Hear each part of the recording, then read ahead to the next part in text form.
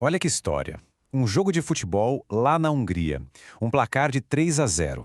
E, de repente, um verdadeiro terremoto político a 10 mil quilômetros de distância, aqui no Brasil. Parece uma coisa não tem nada a ver com a outra, né? Mas, nesta nossa análise, a gente vai conectar todos esses pontos. Então, a grande questão que guia a nossa conversa é essa. Como é que pode uma única partida da Euro 2020, um jogo que aconteceu tão longe, acabar se transformando num símbolo político tão forte para o Brasil? Se a gente parar para pensar, o normal seria os brasileiros terem pelo menos uma simpatia por Portugal. Por razões óbvias, a língua, a história, mas o que se viu foi o contrário. Uma onda de apoio à Hungria, um time que, vamos combinar, não tem a menor rivalidade histórica com os portugueses. Entender essa escolha, bom, aí está o centro da nossa história. Beleza, então vamos lá. Para a gente entender toda essa confusão que aconteceu fora de campo, primeiro a gente precisa dar uma olhada no que rolou dentro das quatro linhas. E olha só, esse número aqui é a chave para entender tudo. 68 mil. 68 mil torcedores. A partida aconteceu na Puskás Arena, em Budapeste, e era o único estádio de toda a Euro 2020 que estava operando com 100% da capacidade, em plena pandemia. Aquela imagem de um estádio lotado, pulsando com energia, era algo que não se via há muito tempo, e o impacto visual disso foi gigantesco. Dentro de campo, os fatos são bem diretos. 15 de junho de 2021, Portugal vence a Hungria por 3-0. Uma vitória que pareceu tranquila no placar, mas os gols só saíram lá no finalzinho do jogo. Até aí nada muito fora do comum, certo?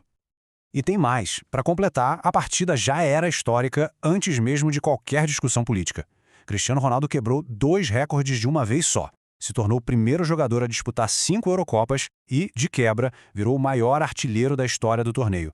Ou seja, o jogo por si só já tinha um brilho todo especial.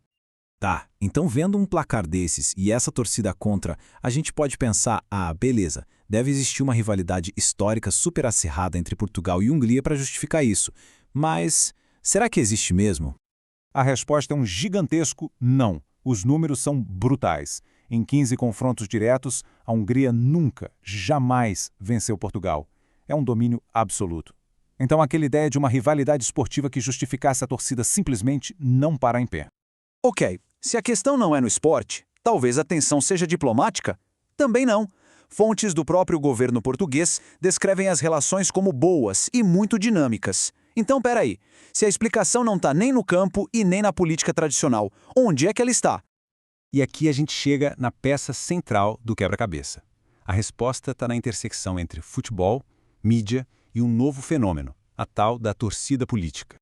Basicamente, o que os estudos chamam de torcida política é o momento em que apoiar um político começa a parecer muito com torcer para um time de futebol. A identidade pessoal se funde com a identidade política, sabe? Adotando símbolos, narrativas e aquele sentimento de nós contra eles. E foi exatamente aí que as coisas se conectaram. Os líderes da Hungria, Viktor Orbán, e do Brasil na época, Jair Bolsonaro, tinham uma grande afinidade ideológica. Ambos eram céticos quanto às restrições da Covid-19 e defendiam valores conservadores.